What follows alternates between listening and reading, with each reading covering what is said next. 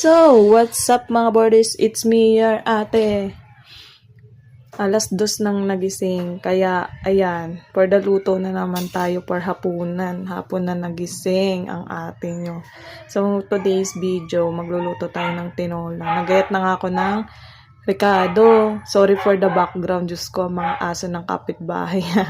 So, iyan na nga, nagagayat na ako. So, niready ko na kanina yung papaya. Na balatan ko na siya, tapos nagayot ko na din. Then, nakababad na siya sa water. Then, yung chicken, nakababad na din kasi nga, frozen pa.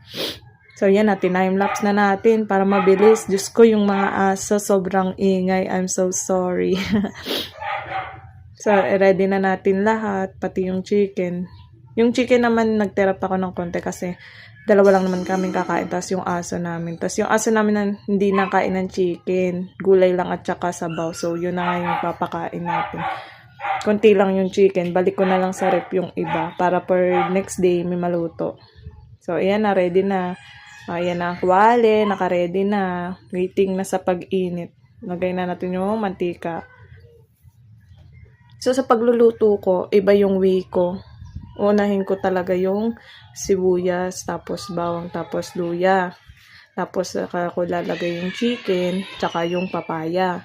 Para naman yung Ricardo lumasa dun sa chicken at sa papaya. Yung iba kasi minsan, iba din yung pagkaluto nila. Ako kasi, natuto ko na ganyan yung luto ko. Tapos yan, halo-halo. Tapos habang naghahalo ako, miat-miat ako pinuputan yung aso ko kasi naiyak, gutom na din. So, ayan na, nilagyan ko na siya ng sabaw, ng paminta, ng asin, ng magic.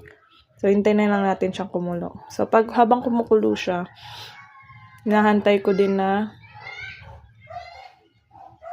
maigay yung sabaw kasi yung takip ko maliit, hindi kaya yung maramihan ng sabaw, hindi niya kayang takpan kasi maliit nga lang.